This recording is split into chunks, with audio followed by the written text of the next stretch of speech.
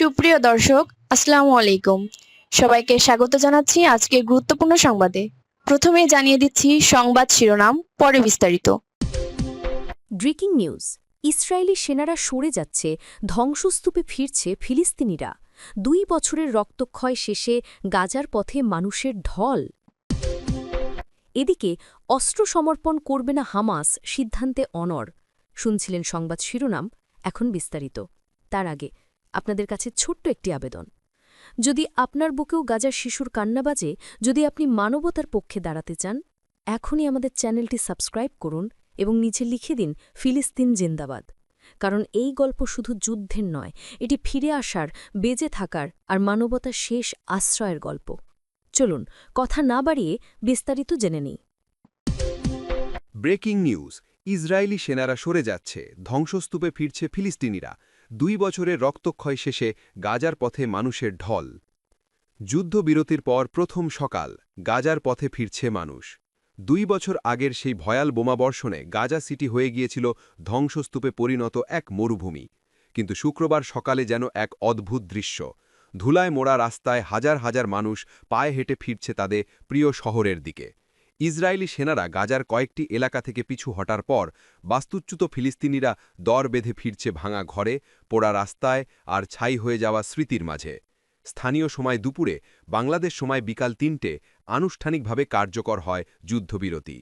Israeli সেনাবাহিনী জানিয়েছে তারা এখন পুনর্বিন্যাসের মধ্যে রয়েছে, অর্থাৎ মূল যুদ্ধভূমি থেকে সেনারা ধীরে ধীরে সরে যাচ্ছে।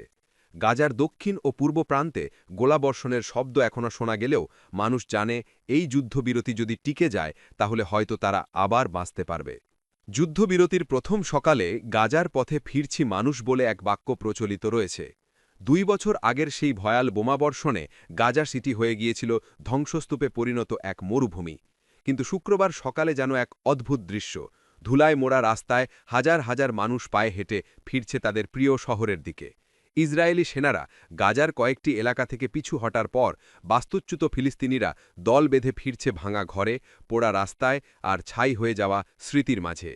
স্থানীয় সময় দুপুরে, বাংলাদেশ সময় বিকাল ৩টে আনুষ্ঠানিকভাবে কার্যকর হয় যুদ্ধবিরতি।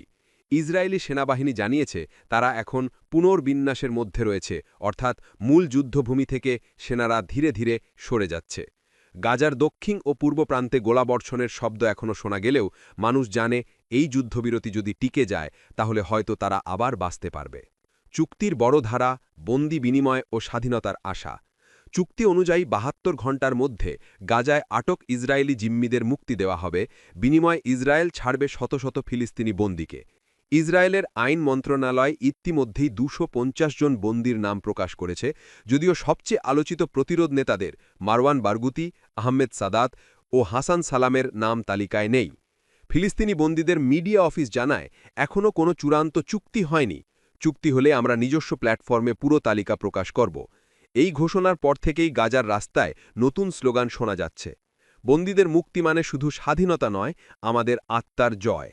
বাড়ি নেই, ঘর নেই, তবু আমরা ফিরব, মাহিদি সাগলার কণ্ঠে গাজার মাটি। ৪০ বছর বয়সী মাহিদি সাগলা দাঁড়িয়ে আছেন ধ্বংসস্তূপে। একসময় ওটাই ছিল তার বাড়ি। তিনি বলেন, আমরা যুদ্ধবিরতির খবর শুনেই আনন্দে কেঁদে ফেলেছিলাম। ভেবেছিলাম আবার ফিরব আমাদের গাজায়। এখন আর বাড়ি নেই, তবু আমরা ফিরছি। ধ্বংসস্তূপেও ফিরতে পারা এক আশ্চর্য আনন্দ। তার চোখে জল, মুখে হাসি, যেন যুদ্ধের ধুলোর নিচে থেকেও ফুটে উঠছে জীবনের আলো। আরেক ফিলিস্তিনি নারী বললেন, বাড়ি ভাঙা মানে হৃদয় ভাঙা, কিন্তু জন্মভূমি তো ভাঙে না।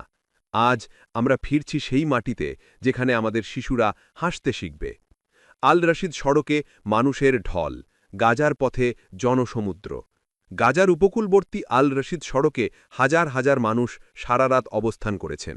শুক্রবার সকালেই যখন ইসরায়েলি ট্যাঙ্কগুলো উপকূল থেকে সরে যায়, তখনই শুরু হয় মানুষের ঢল। হাতে ব্যাগ, পিঠে শিশু, হৃদয়ে আশা। স্থানীয় সাংবাদিকরা জানাচ্ছেন, ২ বছর পর গাজার সড়কগুলো এমন দৃশ্য দেখল যেখানে যুদ্ধ নয়, ফিরতি মানুষের চোখে জল। নতুন আন্তর্জাতিক সেনা তৎপরতা। ২০০ মার্কিন সেনা মোতায়েন যুদ্ধবিরতি টেকসই রাখতে। ইসরায়েলে পাঠানো হচ্ছে ২০০ মার্কিন সেনা। তারা যুক্ত হবে একটি বহুজাতিক টাস্ক ফোর্সে, যেখানে থাকবে মিশর, কাতার, তুরস্ক ও সংযুক্ত আরব আমিরাতের সেনারা। মার্কিন কর্মকর্তাদের ভাষায় গাজা শান্তির পথে ফিরছে, তবে নজরদারি জরুরি যেন চুক্তি না ভেঙে যায়। তবুও হামলার ছায়া রয়ে গেছে। গাজার স্বাস্থ্য মন্ত্রণালয় জানিয়েছে, যুদ্ধবিরতির মধ্যেও গত ২৪ ঘণ্টায় ইসরায়েলি হামলায় ১৭ জন নিহত এবং ৭১ জন আহত হয়েছেন।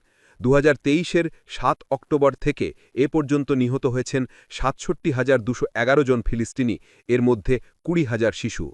আহত হয়েছেন ১,৬৯,৯৬১ জন।